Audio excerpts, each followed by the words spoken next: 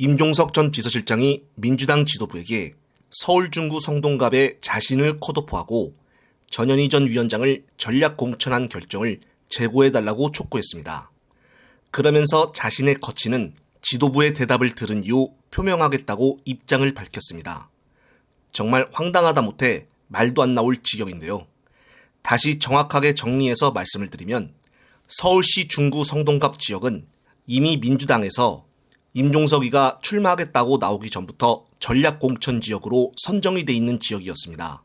그런데 마치 본인이 여기는 내 자리라고 나 출마시켜줘야 한다 라고 아직도 억지를 부리고 있는 것입니다. 그리고 이미 공간위에서는 전현희 전 위원장을 후보로 확정을 했는데도 불구하고 이것을 다시 재고를 해달라고 합니다. 정말 억지를 부려도 너무 억지를 부리는 것이 아닌가 싶습니다. 만약 이것을 임종석 뜻대로 공천해 주었다면 이번 선거는 끝났다고 볼 수 있었습니다. 국힘당 한동훈 비대위원장이 한탄해하는 속마음도 내심 임종석 뜻대로 되길 바랬던 것이었습니다. 하지만 임종석은 아직 끝나지가 않았다며 이날 저녁 6시가 되자 왕십리를 돌며 유세를 했습니다. 그런데 당일날 혼자 나타난 것이 아니고 홍영표와 송갑석 그리고 윤영찬 의원이 같이 나와 민주당 지도부에게 불만을 토로하는 인터뷰를 가졌습니다. 하지만 언론에는 이들만 잡혔지 이게 다가 아니었습니다.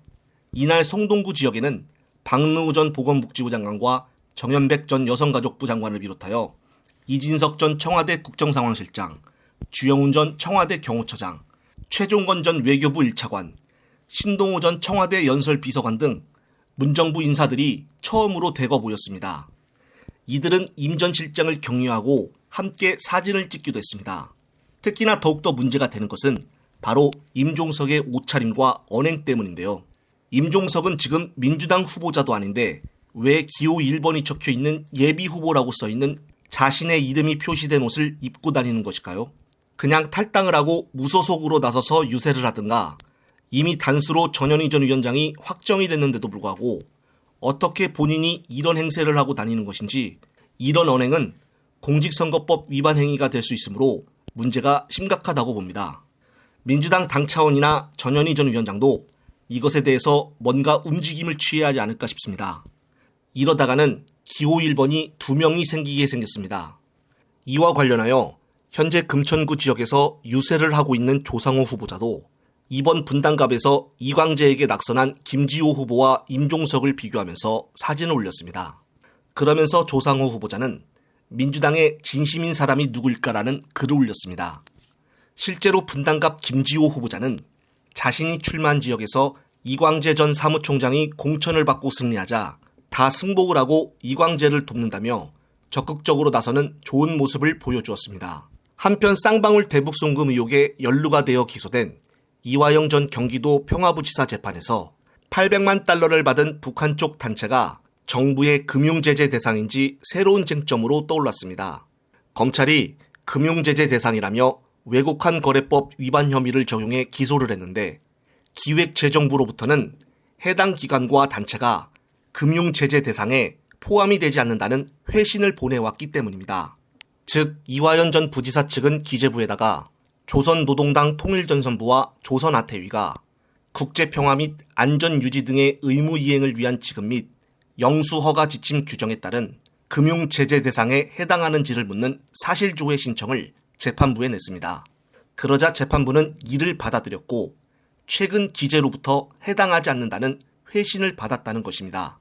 다시 말해 기재부 고시에 의하면 금융제재 대상으로 지정이 된 단체나 개인은 허가 없이 외환 금융거래를 하게 되면 법에 따라 처벌을 받게 되어 있습니다.